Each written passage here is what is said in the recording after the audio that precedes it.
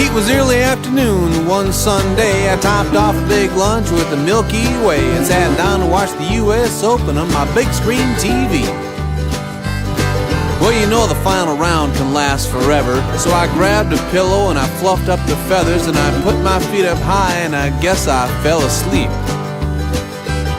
'Cause it was then that I had this crazy dream that I was warming up on the practice green, getting ready to play against none other than Tiger Woods. The U.S. Open title was on the line, so Tiger shook my hand and looked me in the eye, and he wished me luck just like a fellow golfer should. Well, Tiger had the honors on the first tee, and he striped it so far that even he flashed a big old smile when it landed in the short grass. Now I was sure I was going to hit a worm burner, so I gripped my driver just a little bit firmer and I hit a weak slice into the rough and got out of there fast. Well, of course, we got out to my ball first, and I overcooked the 5-iron and let out a curse, and I begged my ball to bite her to get a member's bounce. But lucky for me, it stayed on the dance floor, and 2 tricky putts later I had my 4, but I was sure that I'd open the door for that Tiger to pounce.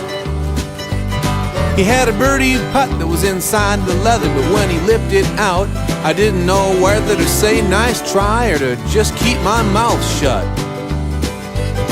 Boy, Tiger was steaming when he got to the tee, so he took a big rip, but he hit it OB, and I found the fairway of the green and had another 2-putt.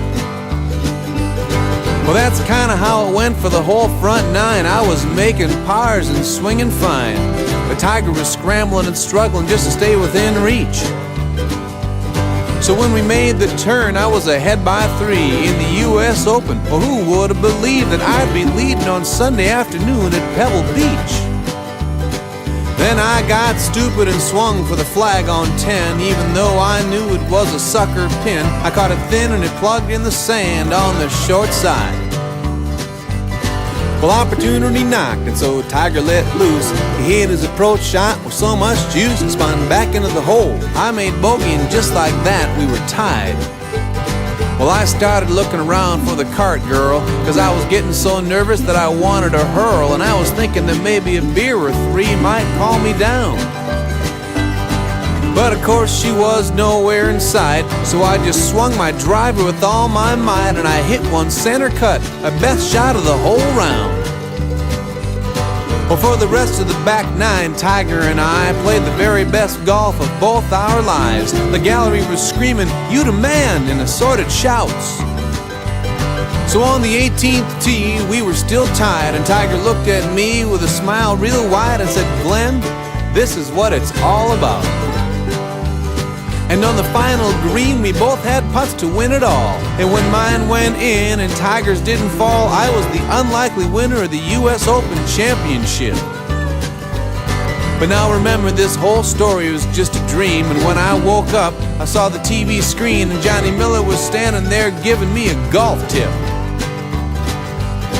Yeah, Tiger had won by 15 strokes, and I was still just an ordinary bloke who couldn't beat Tiger if he gave me 10 shots aside. But I love the game, and even though I'm a hack, I grew up cheering for Arnie and Jack, and I still watch them every chance I get in my double wide. Anyway, I got out of my chair and went out to the range, and a thought occurred to me that was kinda strange as I was pounding slices off of one of those rubber tees. Yeah, I wondered if someone as great as Tiger Woods, who advertises Buicks and plays so good, ever takes a nap and dreams about beating me.